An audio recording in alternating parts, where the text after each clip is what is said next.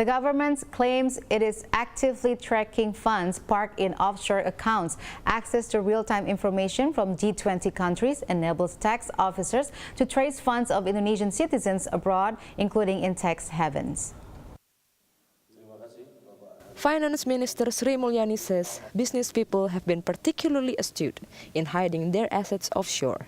But the exchange of real-time information agreement will give way to transnational financial information database, including wealth and asset details among G20 countries.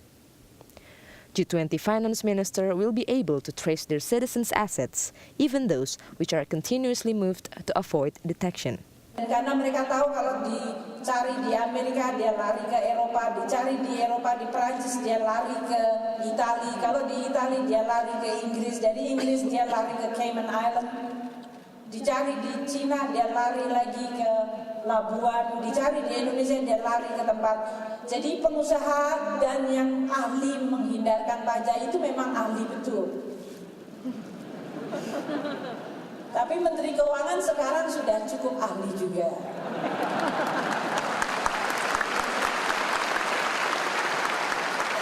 Jadi kita sepakat di dalam G20 dan OECD sekarang bahwa kita tidak boleh membiarkan pengusaha melakukan praktek curang. Kita tidak mau mengintimidasi, tapi itu praktek curang, menghindari. While senior economist Faisal Basri says the revenue target for tax amnesty is overly ambitious, as incentives offered by the government are insufficient toward convincing individuals to repatriate their funds.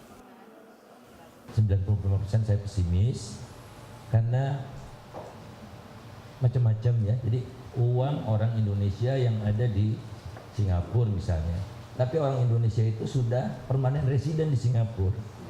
Perusahaannya pun register di Singapura. Apa urusannya saya bawa pulang uang itu ke Indonesia gitu.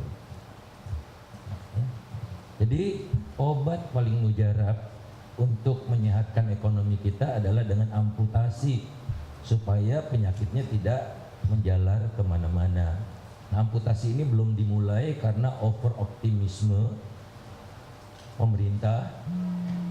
Sampai bayangkan coba mana ada di dunia sosialisasi tax amnesty presidennya langsung.